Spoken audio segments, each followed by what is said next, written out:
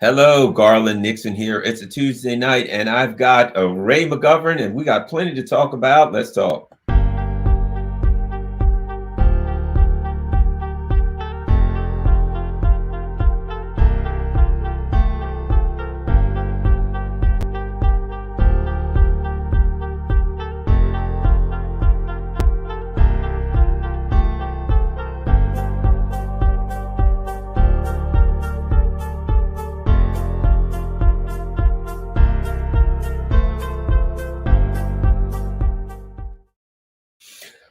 My guest tonight is the one and only Ray McGovern. Ray served as a CIA analyst for 27 years, from the administration of John F. Kennedy to that of George H.W. Bush. Ray's duties included chairing the National Intelligence Estimates and preparing the president's daily brief, which he briefed one-on-one to President Ronald Reagan's 5 most senior national security advisors from 1981 to 1985. In January 2003, Ray co-created Veteran Intelligence Professionals for Sanity to expose how intelligence was being falsified to justify the war in Iraq. Ray has a BA and MA degrees, both from Fordham University, and they're in Russian history, language, and literature, with minors in theology, philosophy, and classics. Ray holds a certificate in theological studies from Georgetown University. Ray's a graduate of Harvard Business School's advanced management program, and might I add that I know of, Ray speaks Russian, Ray speaks Spanish, Ray speaks German. Did I miss anything, Ray? No, I think those are the only functional ones left. Well, lucky you. I'm still struggling with English. Oh, okay. Well, let's start here. I think this is where I'd like to start. Something that both you and I have worked on a lot, and I think it's very, very important, particularly going into. We'll hopefully talk about RFK Jr. a little bit, but you have to discuss whether we are a democracy and whether or not a person who runs for president gets a fair shot. The John Durham report is out. I felt all along, Ray, I felt that, that John Durham's job was to get this thing closed out as cleanly as possible. Whether or not that's the case, that's how I've always felt. You've had a chance to read a bit about it, a little, to react, to kind of think about it a little bit. Let's get your thoughts on the Durham report. Ray McGovern. Well, to quote Jonathan Turley, the distinguished constitutional lawyer, the report is a scathing indictment of the media, of the Justice Department, of the deep state, and of how what we call the national security state, deep state, if you will, interfered with the election in 2016. Now, this is just what the FBI did in terms of malpractice. It doesn't even go into what we've learned about the bogus claim that the Russians hacked into the DNC computers. I mean, that's another story. That has been kept under wraps since December 5. Get your pencil out if you're an old person like me. December 5, 2017, okay? On that date, the head of CrowdStrike, the cyber firm that was supposed to look into the so-called Russian hacks of the DNC, testified under oath that there were no such hacks by the Russians, by anybody, that they did not see any exfiltration of any emails. And that's a whole...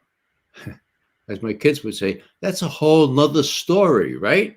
And it's one that the American people don't know because it has been deliberately suppressed since then. You count up the years. Who was it? Adam Schiff suppressed it for 2.5 years.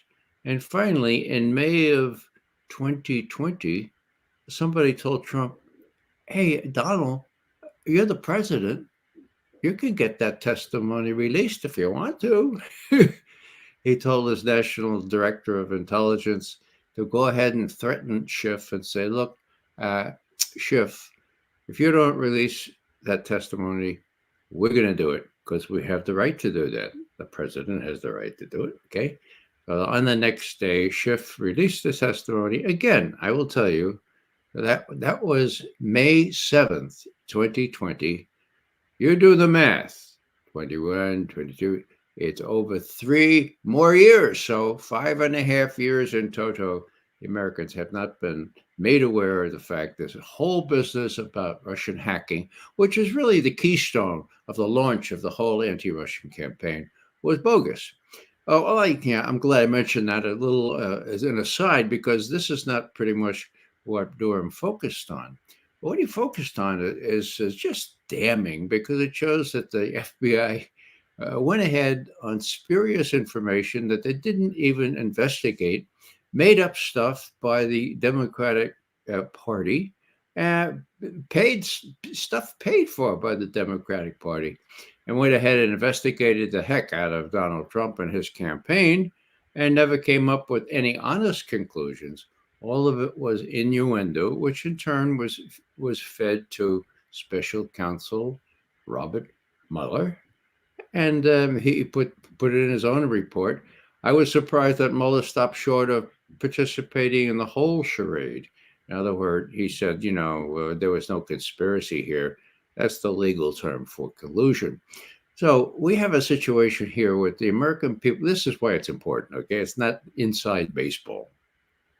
American people have been brainwashed. That's the right word. They're brainwashed to believe that Putin and Russians are evil and tricky to the core. I mean, I'm no fan of Donald Trump. So I think, with more objective lens, say, what could be worse than being responsible for 4 years of Donald Trump? To blame the Russians for it, my God. So why is this consequential? Well, as you know, we're at the precipice of war, open war with Russia. So far, it's been sort of a proxy war, but decisions are going to have to be made within the next month, I wager, as to whether we face reality in Ukraine, or whether we up the ante to possibly include nuclear war. Now, would the American people be persuaded that that might be necessary? Yes. Why? Because they've received 4 full years of brainwashing that Russia, Putin, and the rest of them are all evil. And it's been a conspiracy between the press and the deep state and the administration. And there's lots of proof of that. You don't have to focus on 2016. You can go to 2020, for God's sake. I mean, what could be more blatant than what happened to the laptop of Hunter Biden? We know that the FBI had the damn thing, right? It had it, okay?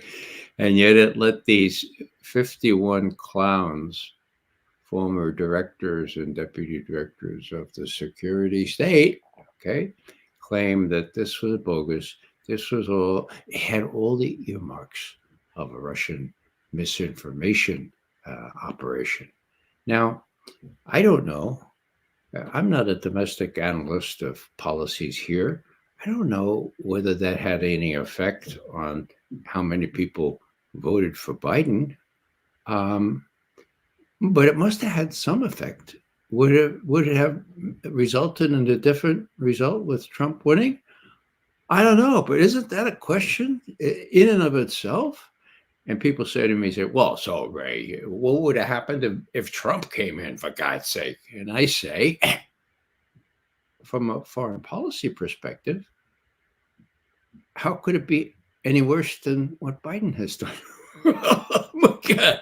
No, that's only half the story, but that's a legitimate question. How could it be any worse than what Biden has done? Maybe I'll stop there before I go on too long. One of the things that I think is interesting about that one of the things that I picked up, and there has been this trope that has been shoved in every now and then, because when you start digging into Russiagate, it always falls apart. The more you look into it, the more it collapses. But those who know it's going to collapse add this.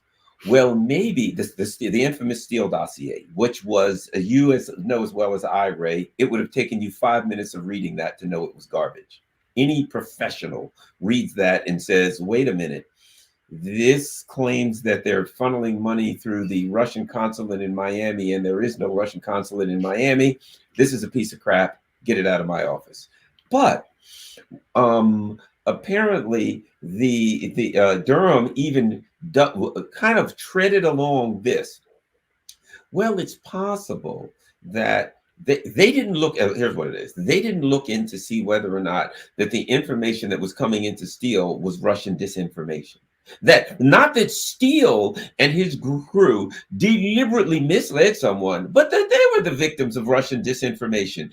But if you did that further, here's what you would have to believe: that the Russians deliberately told Steele that Trump was a Russian operative, that the Russians wanted Steele to believe that the president of the United States was a Russian operative. Now, number one, if he was a Russian operative, they wouldn't want it known. If he wasn't a Russian operative, what reason, how would it benefit the Russians to say this? So when people like Durham throw this out there, well, they didn't really look in to see if the Russians were passing disinformation to Steele. They don't discuss the logic of what that information was and whether it would have made sense for the Russians to do it, if you get my drift. Right. Yeah, you know why that works, Garland? Because you're not on MSNBC, ABC, PBS, or any other. Nobody asks those questions. I mean, that's how bad it is. The mainstream media is kaput, okay? Now let's go back. I like to go back to January 3, 2017. Okay, so Donald Trump is president-elect. What happened? Rachel Maddow announces on our show, we have some very interesting material to cover today. Chuck Schumer's going to be on. As a matter of fact, Chuck, come sit down here. You tell me something very interesting about Trump making a big mistake in criticizing the intelligence community. Tell us more about that, Chuck. And Chuck says, "My God, Rachel, I thought that Trump was a pretty smart guy, but my God, I no longer think so. I mean, he's taken on the intelligence community, and they have 6 ways to Sunday to get back at him. Very foolish man indeed." Now, did Rachel follow up as you would have, Garland? And did she say, "Chuck, are you trying to say that the president-elect or American president should be afraid of the intelligence community?" That's the logic of it. Is that what? Guess what she didn't say? She didn't say that. She said, "Oh, go on to the next thing." Well, there it all is. Now, was that deliberate? Of course it was. That was a message to incoming President Trump, okay? Don't mess with the intelligence community, okay? So what happens next? That was the 3rd. On the 5th, there's a meeting in the White House with this fellow named Biden, Obama, the head of the CIA, FBI. John Brennan, yeah. And the others, yeah. Okay. Now, what would they discuss? Well, they discussed how to approach this neophyte, unwise to the ways of Washington. How are we gonna fix him, or how are we gonna make him appreciate who's in charge around here? Okay. Well, we have this scurrilous document. It's just awful about him cavorting with prostitutes in a hotel in Moscow, for example. And that's one thing we can put into play. I tell you what, James Comey, head of the FBI at the time, James, you tell the president about that. You're going to meet with him, right? Pretty soon. You tell him that this is a story that we have that you know how to handle that, right? Yes, sir. We'll do that. Okay. Now, as far as the rest of you are concerned, we have to sort of promote this thing. John Brennan, you're head of CIA, right? You got that memorandum ready, which says that you guys assess, and assess. We love that word because Americans don't know what it means. In my experience in military intelligence, assess means make a scientific wild ass guess. We call it the swag factor, a scientific wild ass guess. Okay, so you're going to assess that the Russians intervened in the election process, that they hacked the DNC, that there's forensic evidence to all that. You got that coming out, right? When can you put that out? Oh, you put that on the 6th. Okay. So what, 3 days from now? Good. All right. Now, tell you what, you guys go to it and meet with the president-elect and show him who's boss, okay?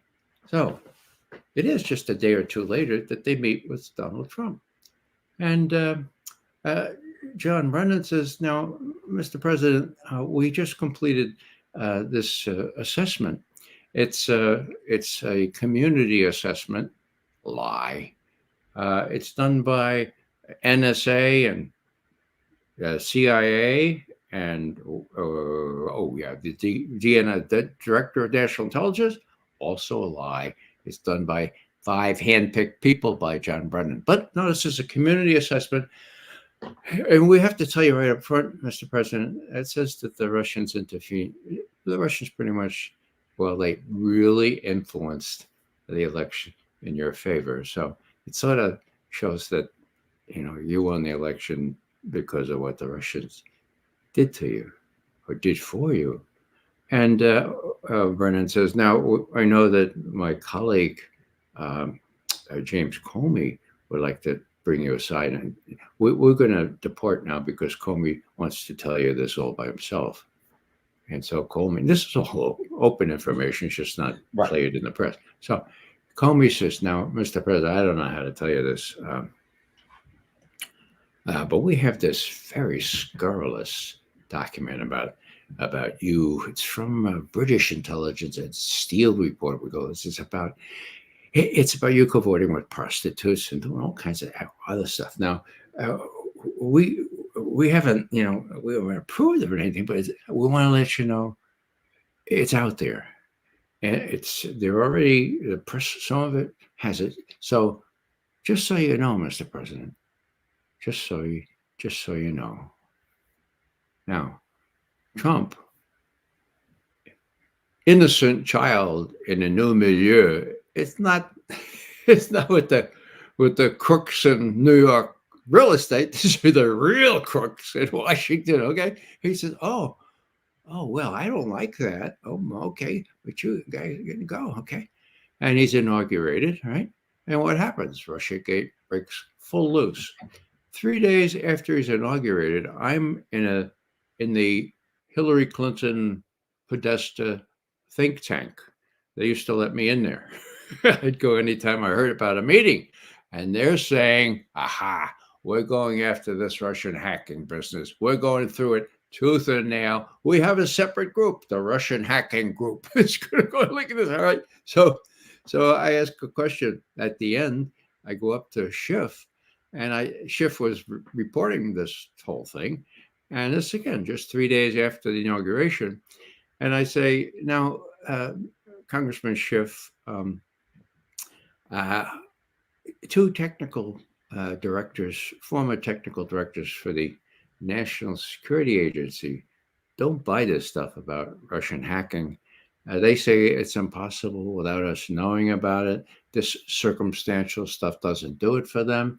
And the president himself. Now, you, Mr. Schiff, said that Russian hacking was a done deal, that that the Russians hacking gave it to WikiLeaks. And yet the President Obama, said, we don't know how those emails got to WikiLeaks.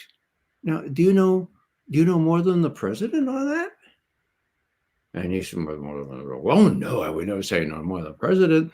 I said, well, so you have full assurance that this happened, but no evidence. Is that what it is? Oh, no, I just can't show you the evidence. And I say, that's garbage, and I walk away. Now, how do I remember that? It was caught on tape. The CNN camera was still on. So was the video, for God's sake. All right. So that was what, 23rd, I guess, of January 2017. So the whole thing was launched, and it was a deceptive operation. Now you had people like Michael Isikoff, and the other guy, I forget his name. David Korn, a bunch David of them. Korn, yeah. Luke Harding. Yeah, well, these two guys wrote a book about Russian roulette. It's all about the Steele dossier and how it all fitted. Yeah, I mean, these were really good reporters when George W. Bush needed to be criticized and shown up, but they just flew right in there with the narrative. And there's no embarrassment to them. When I exposed them, David Korn at a public meeting said, McGovern's full of S-T, right? Okay. Anyhow, so that's the situation in January, right? So what happens?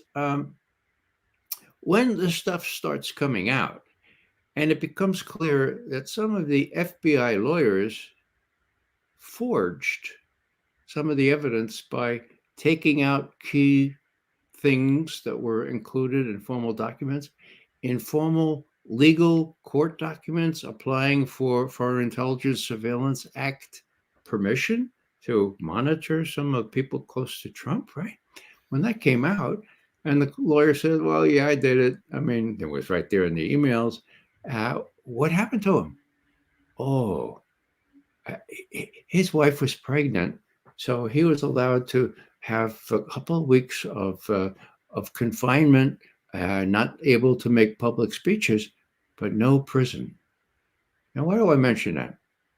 I mention that because I have a very firm recollection of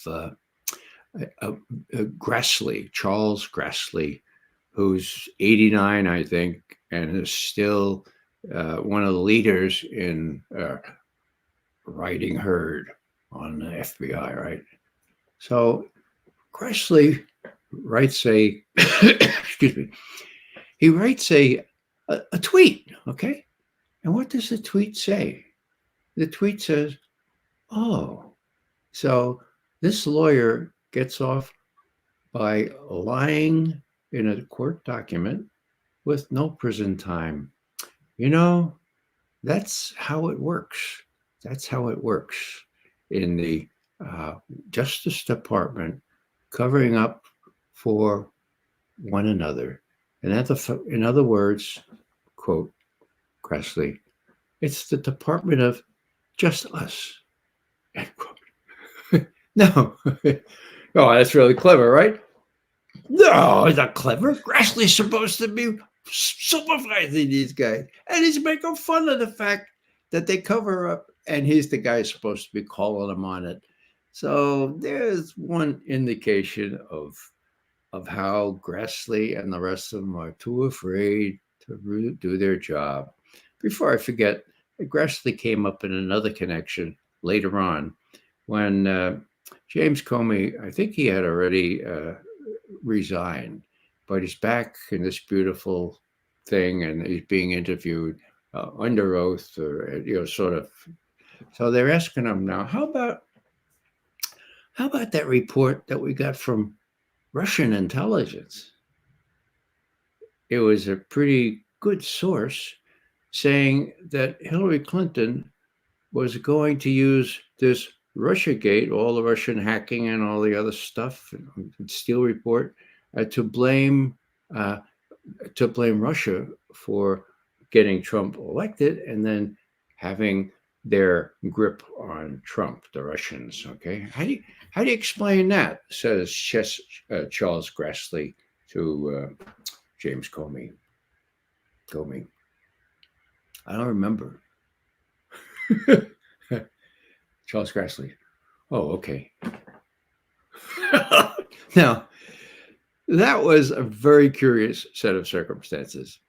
Why do we know about that? Because the CIA was required by law to report that to the president. Okay. I mean, this was a leak of a very sensitive U.S. person who knew about this Russian report and made it public. There's a law that says the CIA has to report that to the Department of Justice and refer it for prosecution if necessary.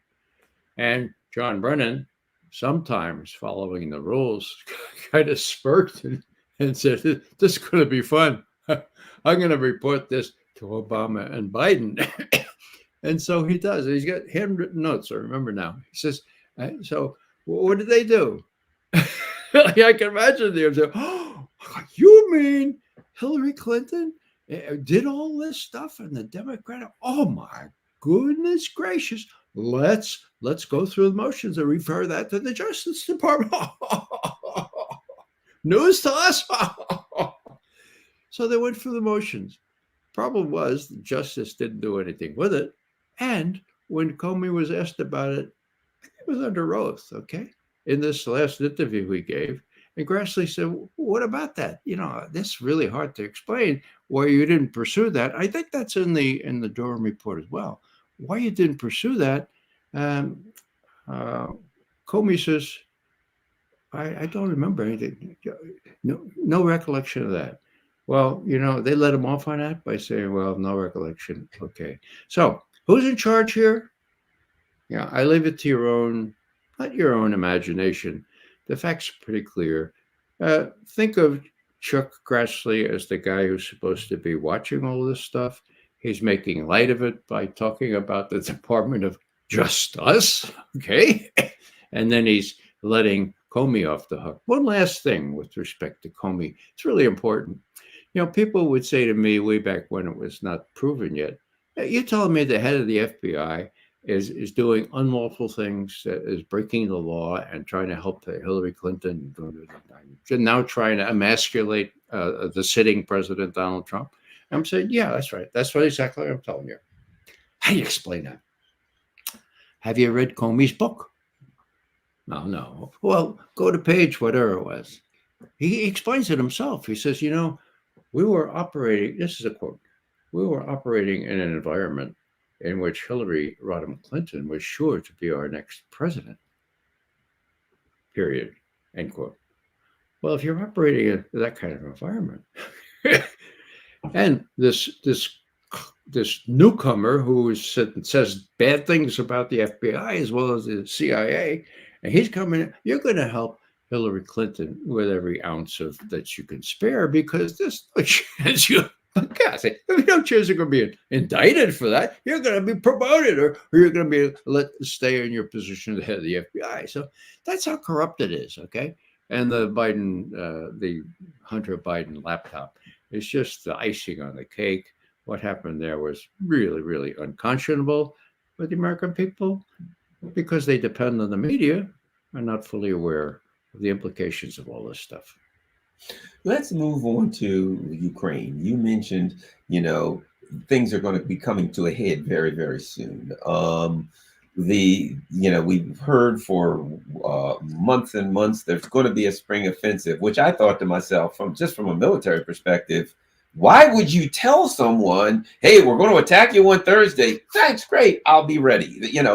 But since this isn't a war, since this really is this is an information war more than anything else. They don't care about the number of Ukrainians that die anyway.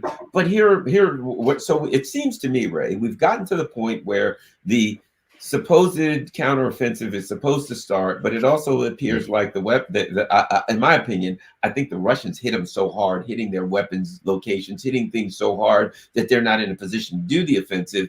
And now, of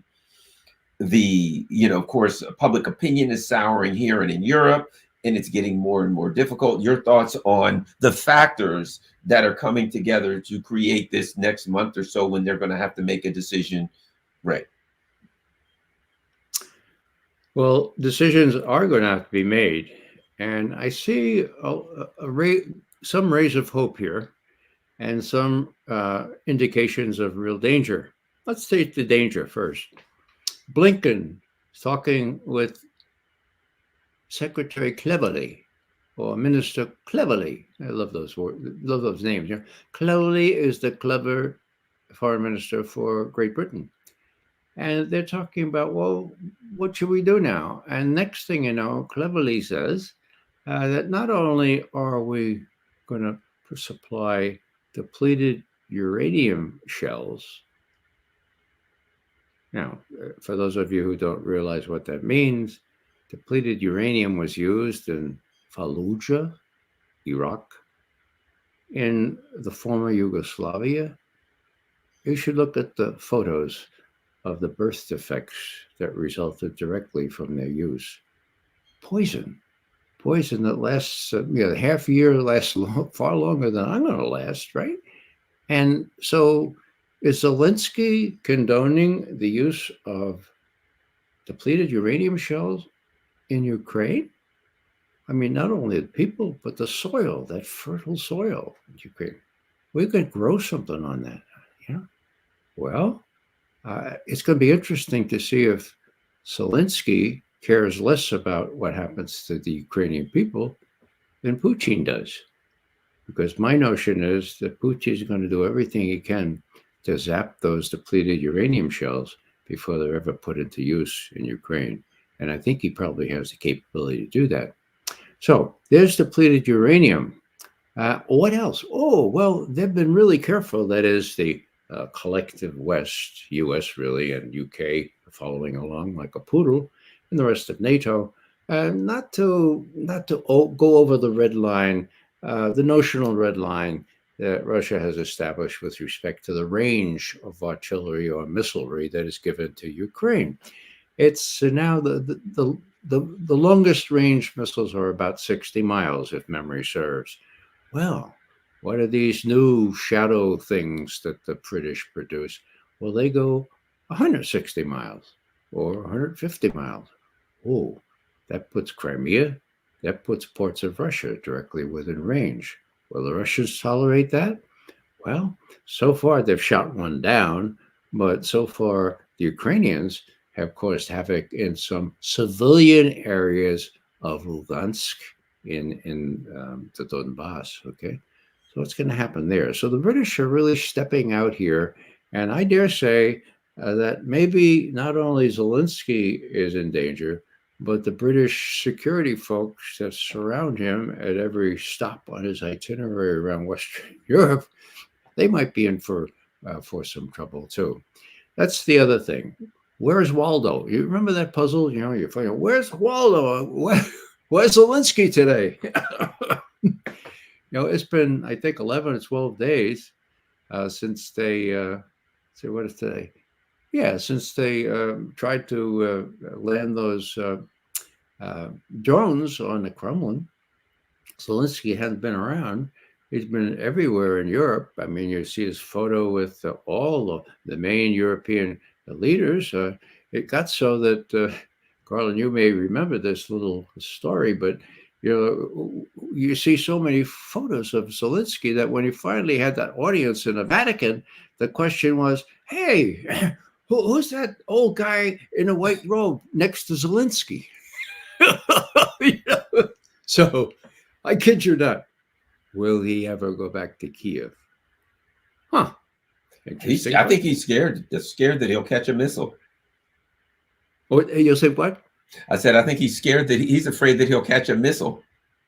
Yeah, I noticed that the Chinese special representative, a very high-level diplomat, was supposed to be in Kiev today.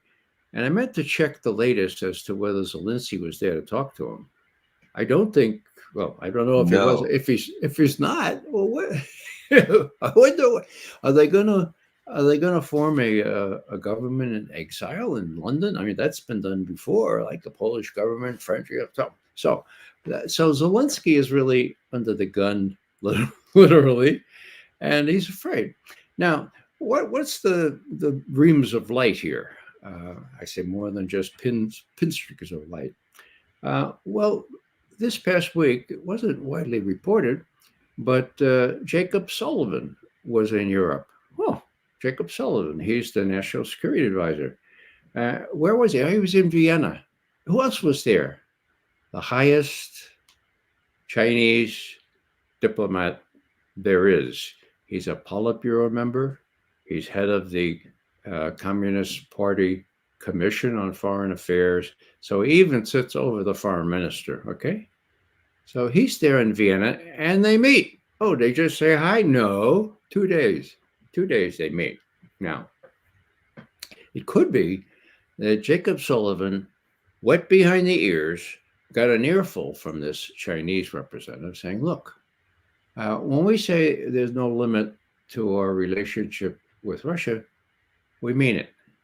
So if you guys want to do something really stupid, if Mr. Putin is correct in saying, as he did last fall, that you guys are crazy taking us, China, on together with Russia and Ukraine, if you want to prove them right, well, that's your business. And Blinken, of course, is trying with the British to do precisely that. Let me tell you what's going to happen. Okay, this is going to happen. If there's a firefight, if there's direct involvement between NATO troops, U.S. troops, and Russia, you're going to see an awful lot of trouble in the South China Sea and across from Taiwan. Okay, we thought you would get that from these subliminal messages we've been sending, and we used to, in the old days, we used to give serious warnings, like 146 serious warning. We don't do that anymore. Just be advised that Russia and we are together like this. So wake up and smell a coffee, Jacob Sullivan. That's what's going to happen, okay? Now, you also know, I hope, that Secretary Austin, your colleague, is lying through his teeth when he says that Ukraine's going to win this thing. They ain't going to win. You probably know by now that that's the case. Now, what's going to happen? Well, here's your fallback. We notice that the White House National Security spokesman says, we've given Ukraine everything they want. Oh, actually, not everything, 98% of what they've asked us for. It's already there. Secretary Austin said that. So did the head of NATO. Now, John Kirby says, well, it's really up to them now. I mean, we don't know what's going to happen, but we've done everything we can. And Secretary Austin tells the Congress, Congress says, Ukraine is going to win. All I can say is we've given them everything that they wanted, 98%. So we're hoping they're going to win. Give me a break. So Jacob Sullivan, you know that, we know that. Go back and talk some sense into not only Biden but Blinken and say, look, just provoking more with these British missiles and with these British depleted uranium, that ain't going to work. We're going to have to do even more to prevent more problems from that. Now that's good. And the other thing is, the other gleam of light is that the Washington Post is publishing these very strange, not strange, actually authentic stories that come out of this so-called leak, right? This great big leak by that airman first class. Right. You believe that was from only an airman first class. Forget about it. The Washington Post, for some reason, was given, I think they said 60 of these reports, okay? Nobody else was, well, maybe the time, but they looked at them. And the first thing you know, for the first 5 days after that came into view, there were very, very horrendous headlines like Ukraine is running out of anti-aircraft ammunition in the middle of June. The most anyone can expect is 200-mile or 200-meter advances along those lines. They're running out of ammunition as well. Blah, blah, blah. Wow. 5 straight days in the Washington Post, very damaging stories at 180 degrees from what Lloyd Austin and John Kirby are saying. Oh, it's interesting. Now, it's interesting in its substance, but more interesting still that the Washington Post chose to run them. And so did the BBC. New York Times, not so much, okay? Now, lately, there have been similar things. So what I'm saying here is that the ground is prepared for us to do what we habitually do with what we consider second-rate people like the Kurds or the Iraqis or people that we don't care about, we throw them under the bus, okay? And the fertile land has been plowed. We're going to plant the seeds. We gave this guy Zelensky 98% of what he needed. And look, he can't even start the damn offensive. We gave him Patriot missiles, the state of the art. Oh, and they all got blown up 2 nights ago. Oh, damn, Wasn't he able to protect them? No, he wasn't. So it seems to me that they have a fallback position now. I wouldn't put it past the Chinese representative to have suggested to Sullivan, look, this is your last chance to get out of here with a modicum of dignity. And obviously, what you need to do is start talking. Right now, the Chinese representative that Xi Jinping appointed to go through Europe, very senior diplomat, he's in Ukraine now. He's going to various places. So the Chinese initiative and the Pope's initiative, and Lula of Spain, Africans. There's an African. I don't know if you know. There's an African delegation, I believe, in Moscow, who said they're working on a peace plan or something. Mm-hmm. Yeah, Lula of Brazil as well. So there's lots there, and most of the world wants an end to this. Most of the world blames the collective West, at least in equal measure, for being responsible for it and for refusing to put an end to it. So again, you asked what's going to happen in the next few weeks. I don't know. I had expected that after the Russians cleaned out the Ukrainians in Bakhmut, they would start going right almost to the Dnieper River if they wanted to. But the Russians are more clever than half than I am. They have this war of attrition going. The Ukrainians keep sending people into this meat grinder.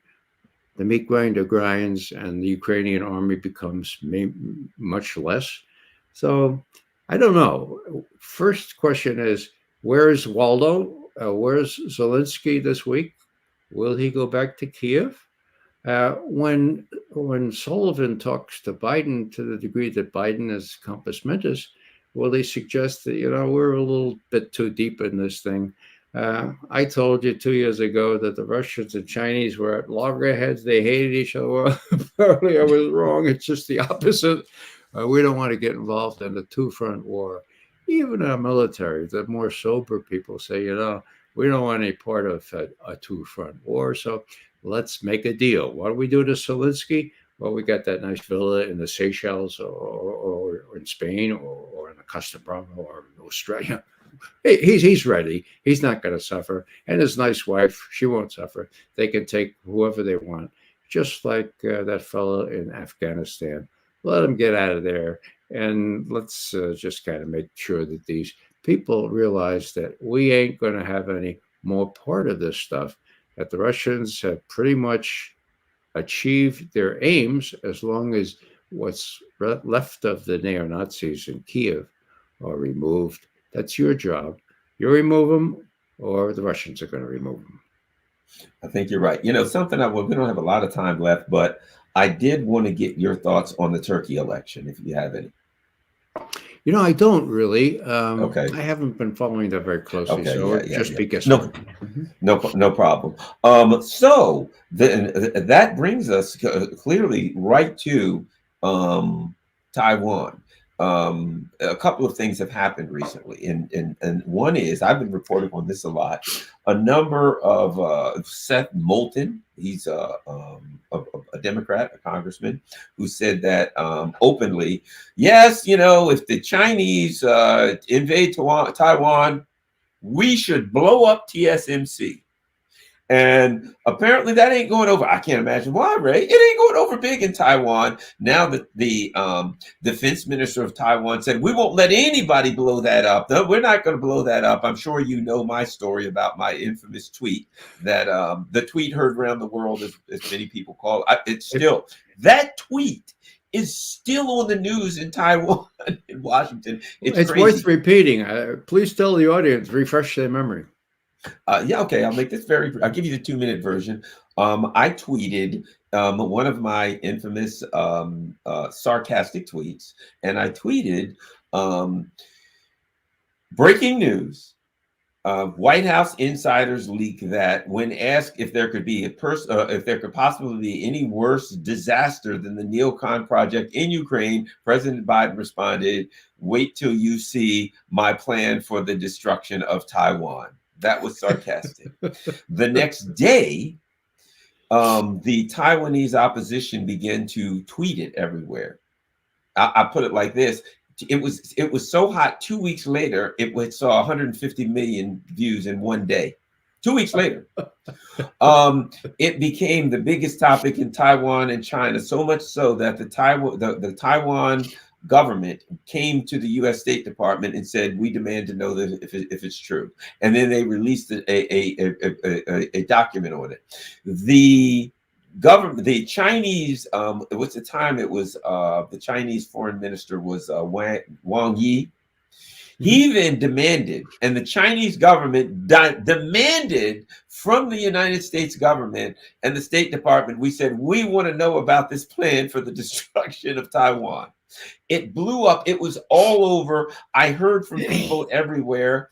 I was sent videos where there were professors and academics in Taiwan discussing how it would be done, whether there were explosives planted, whether there were Trojan, and this thing just blew up and went insane. If anyone right now, if you it's not Google, DuckDuckGo, whatever, search my name, Garland Nixon, in Taiwan, or plan for the destruction of Taiwan, it would be limitless. There were thousands, tens of thousands of documents of things written. It went insane. And in fact, the one thing that made me feel good is a friend of mine who's Chinese said that they were contacted by someone from Taiwan who said, Garland Nixon has done more to wake the people up of Taiwan about this than anyone in history. And it was, and if I may say, Ray, I had ordered some Latin food, and I was standing there waiting for my shrimp fajitas. And I just decided, why don't I just do a sarcastic tweet before my food comes up? And I did that, and it could be something that changed history. Well, like all sarcasm, like all humor, it's incredibly effective if there's a kernel of truth in it. Okay. Now, I mean, you hit the nail right on the head. What's going to happen to Ukraine? What's happening to Ukraine? Okay.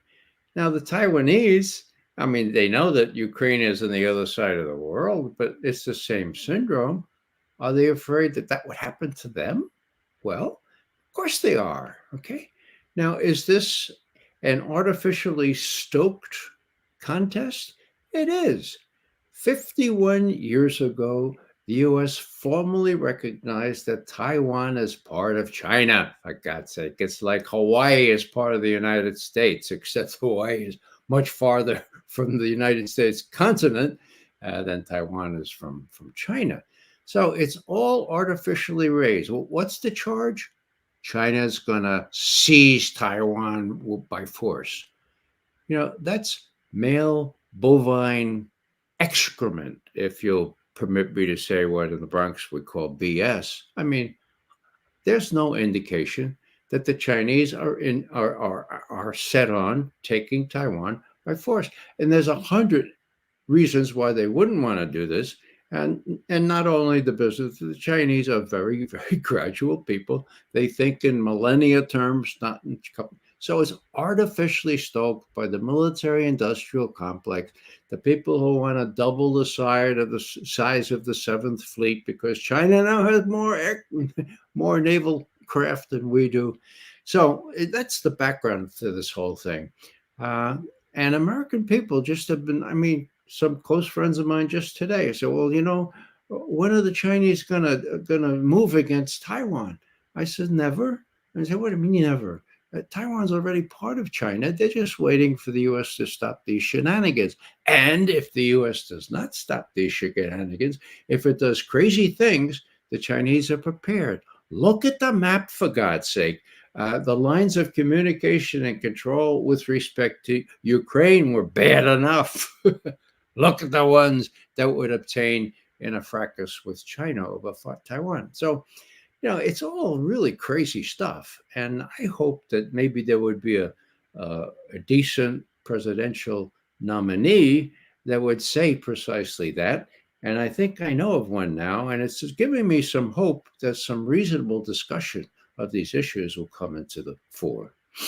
Yeah, and a Rasmussen poll recently, which is being hidden by the news that just came out the other day, showed Joe Biden at 36% and RFK Jr. at 35%. What? What? Yeah. Yeah, About just that. 2 weeks ago, it was 19%. And that was some other poll not giving. So, I mean, that's hard to believe, but it's true. Rasmussen, that's not some way far out leftist polling. And so yeah, it's the administration is running scared. Joe Biden, I don't know why he canceled going to Australia and New Zealand, wherever he obviously was going this weekend. If he goes to Japan, I hope that they have enough help for him to get down off the plane without tripping and that kind of stuff. But it's a mockery. And the way the rest of the world looks at us, we're not going to have much support if the crazies, the people who Putin himself say are crazy and taking on both China and Russia at the same time, if they hold sway and Blinken is able to face Sullivan down and say, look, we have the British with us and they're going to wreak havoc in Ukraine. We're going to win this whole thing.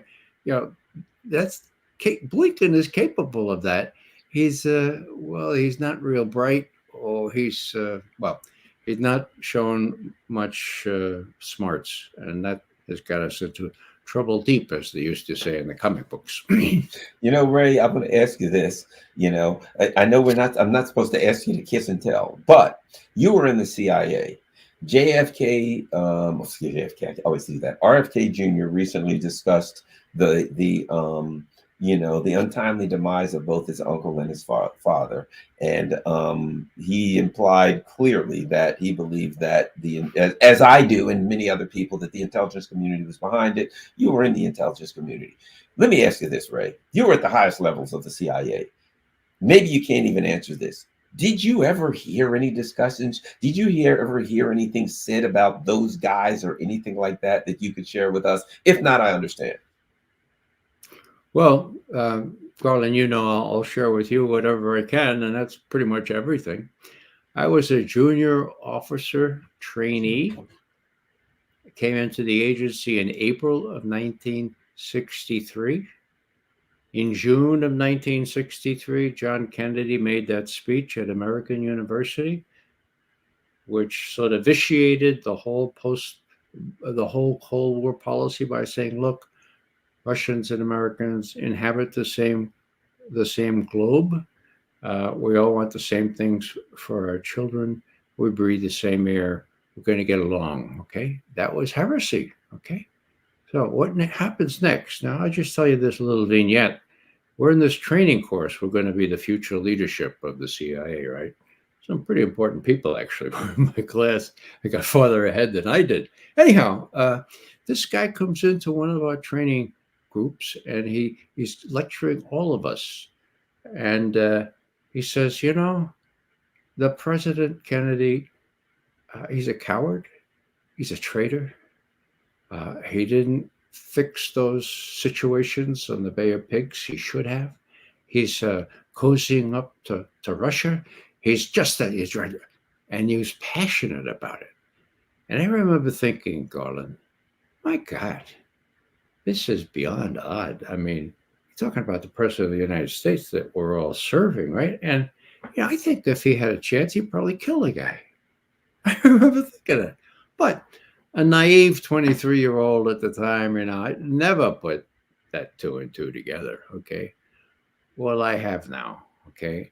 That was August of 1963. The assassination, of course, came in November. The evidence is very clear.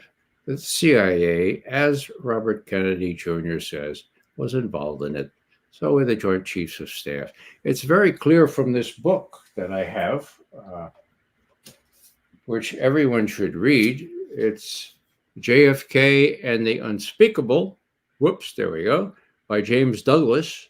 It's all put together quite well. As a matter of fact, Bobby Jr. is quoting it now. And, the whole business about the reluctance, not the reluctance, the refusal of FBI and the CIA to release what remains of these documents having to do with the assassination, that speaks volumes. Do you think maybe they have something to hide?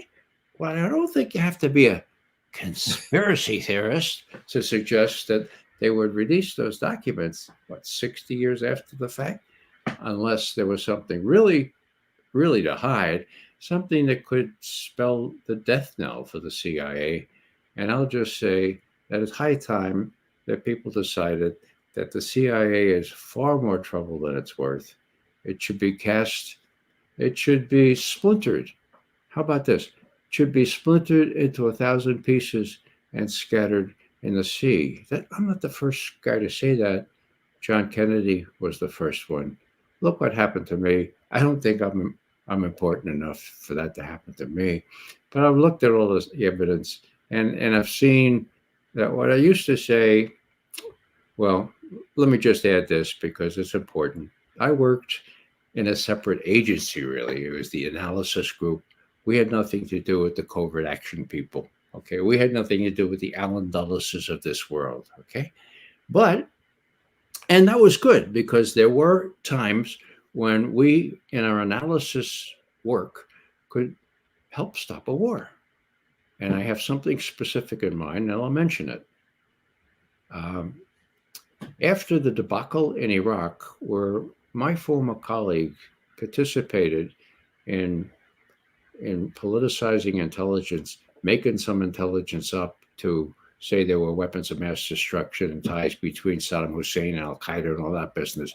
After that, Bush and Cheney had their sights on Iran, IRAN this time, okay? Now, they were going to go after Iran. And guess what? Some people in Congress said, oh my God, no, that's not going to happen again. Let's see if we can put some parameters around this. Where's the national intelligence estimate on Iran? The whole business about them getting a nuclear weapon. How close are they? Well, it turned out that the intelligence community, such as it was at the time, was saying the Iranians are about 5 years away from a nuclear weapon, right? But they've been saying that for 20 years. 5 years away.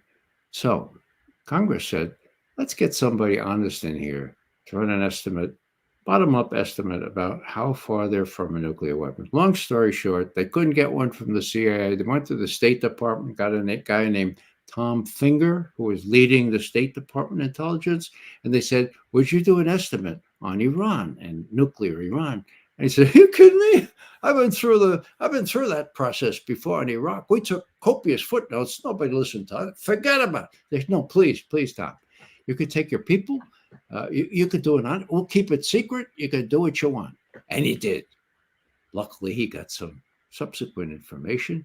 And in November of 2007, this is key, a national intelligence estimate came out pronouncing its findings with unanimity, all 16 intelligence agencies, and with high confidence that Iran stopped working on a nuclear weapon and has not resumed work on a nuclear weapon. Whoa! What happened? Well, since Congress requested it, got out of the airways. What happened to the project that Cheney and Bush had to write off into the sunset, having started yet another war that they're not responsible for? It put the kibosh on it. And don't take my word for it. Bush, in his own memoir, the part that he wrote himself, says, my God, that estimate, damn estimate, that deprived me of the military option against Iran.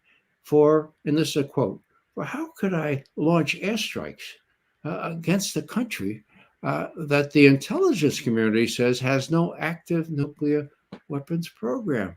Damn! Wow, okay. What am I saying here? I'm saying that in 2007, the intelligence community under enlightened, honest, integrity leadership play a huge role in stopping a war, a god awful war. Okay. Now, my experience with intelligence goes back several decades, like maybe 5 or 6, right?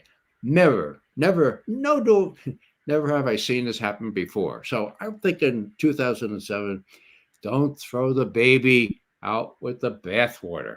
The bathwater is all these people trying to cultivate Al Qaeda, trying to get Bashar al Assad dethroned, doing all this other stuff, okay, blowing up pipelines more recently, okay?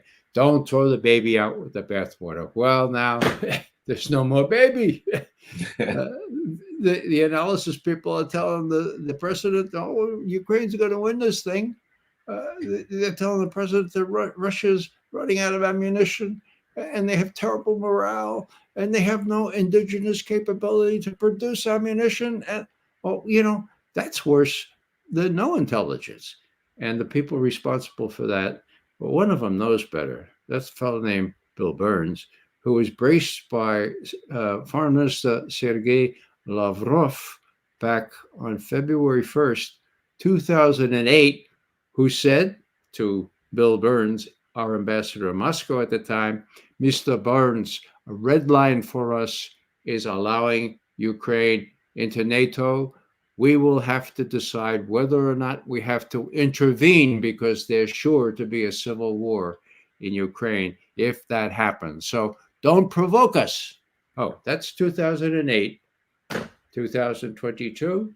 What's Bill Burns saying as head of the intelligence agency? He says, oh, this attack into Ukraine was totally unprovoked. Well, he's become propagandist, and that's the last thing you need as the head of the CIA. He's a functionary. He blends in with the background, and he's just become a propagandist. And the person titularly over him, April Haines, the director of national intelligence, is pretty much a cover-up artist. Witness what she did in covering up John Brennan's real hacking into the Senate Intelligence Committee computers, and how she played a role in this whole COVID thing.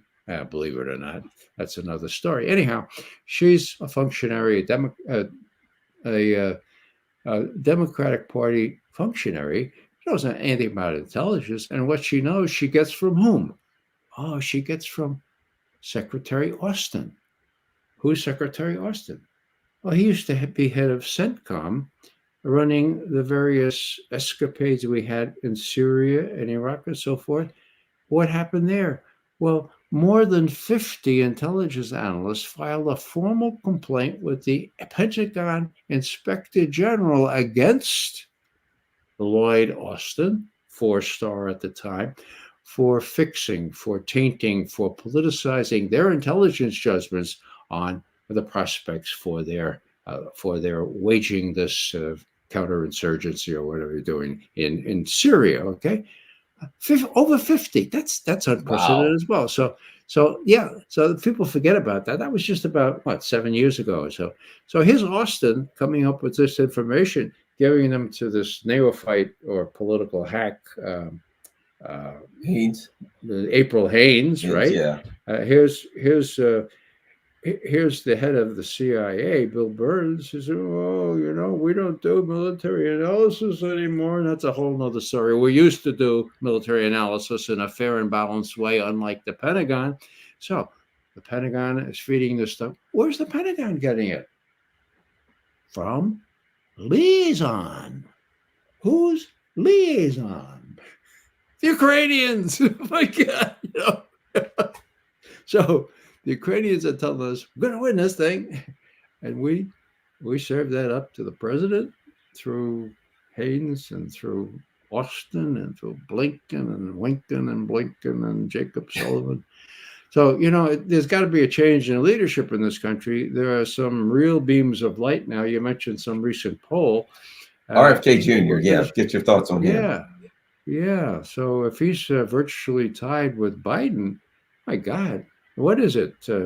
Many months before the election, there's lots of time The problem is that people very close to me did not know that Bobby Kennedy Jr. had declared the presidency.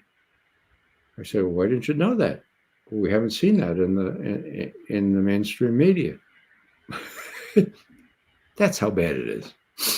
Well, and let me say this, it is bad, because if he's virtually the Rasmussen poll, anyone can look it up. If he's close or tied and they don't know who he is, there's a lot of time. I would be really worried. And Biden seems to have some cognitive issues going on, and God knows Kamala Harris isn't exactly the greatest you know what I mean? Isn't like what is it? Bob Greasy and was it Strzok or whatever his backup? You know, isn't like there's a great backup there. He's got nobody on the bench behind him. So at any rate, thanks a lot, Ray. Where can people go online to find Ray McGovern stuff? My website is raymcgovern.com. I'm also on Twitter at Ray McGovern. And, you can pretty much YouTube me. I've done a lot of talking recently. And, my son tells me that I always have to mention our website because he runs it. He created it. And he also tells me to add, now, Dad, for God's sake, when you say raymcgovern.com, say this. If you don't get it, you don't get it. But I'm much too humble. I'm much too humble to say that. So I'm not going to say that. Well, at least you didn't say democracy dies in darkness, because that's already taken by the CIA. Thanks a lot, Ray. I really appreciate you taking your time out on a weekday evening, and I look forward to talking to you again soon. You're most welcome, Carlin. Keep up the good work. Have a great. And I'll just stay clear of Taiwan. Isn't that the weirdest story? That is the weirdest story. I compliment you, because you could continue doing those sarcastic tweets. Who knows? You might bring us peace in our time.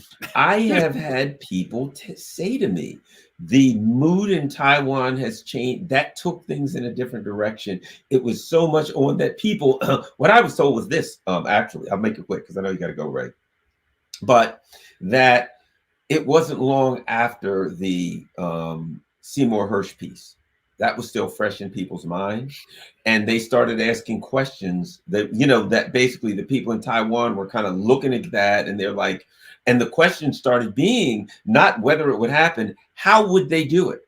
Would they plant explosives? How would they blow it up? It was because fresh in their mind was what happened. So really, there was, shall we say, dry tinder as a result of that stupid attack thing that they did. And I just threw a little spark unknowingly on dry tinder, and it flamed up. And it seems to me that it has had some effect. So, you never know. Well, Garland, remember, democracy dies in darkness. And so keep those sparks. Keep those sparks flying. All right. Thanks a lot, everyone. Ray McGovern, certainly appreciate it. Ray's great. He's awesome. And let's see. There we go. There's Ray. All right. That's Ray McGovern. Anything else? Well, you know what? There were some super chats, and anybody who does a super chat, I think it's only fair that there was a few, not many, but there was a couple.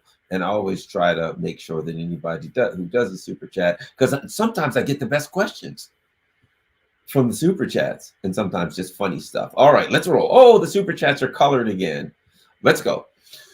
Esoteric Teaching says everyone knows DNC will rig primary against RFK Jr., and yet RFK Jr. seems clueless. He's trying to be a sheep herder like Sanders. You don't thought. Look, all I know is this. I know what he's doing now. What he'll do afterwards, I'm not going to say because Bernie did this, he'll do that. That we got a long time.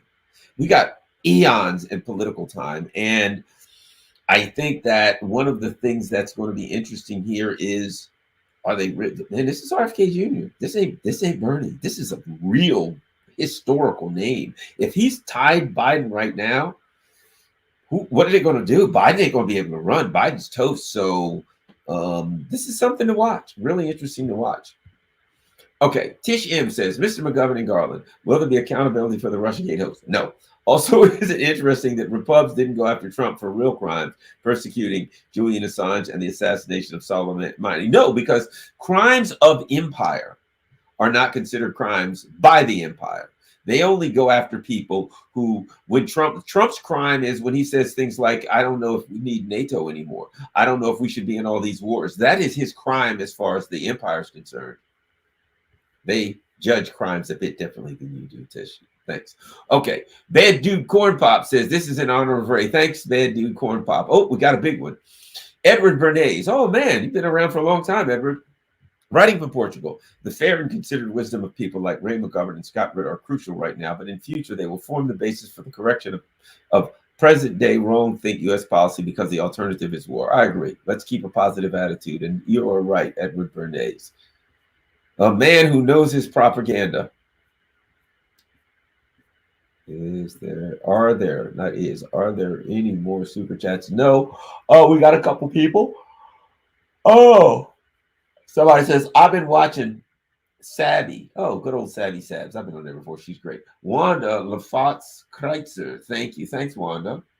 And Ian Moon. Thanks, Ian. Certainly appreciate that. Thanks, everybody.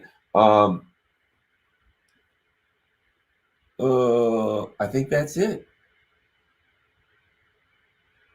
Ray Mcgovern is wonderful. So is Garland together. Can't be beat. Thank you. Thank you very much. I really respect Ray Mcgovern. Ray has been a mentor to many of us. Scott Ritter will say it too. He's been a mentor to Scott Ritter. He's been a mentor to many of us. The thing I like about Ray is not just a brilliant man. Ray is not just a guy with a great background. Ray is one of the nicest, kindest people you will ever meet in your life. Ray is truly a good human being. He's a person full of love and kindness, and he does the right thing. So Ray, you know, Ray's great. He's awesome. He's a wonderful person, first and foremost. So, we got one more.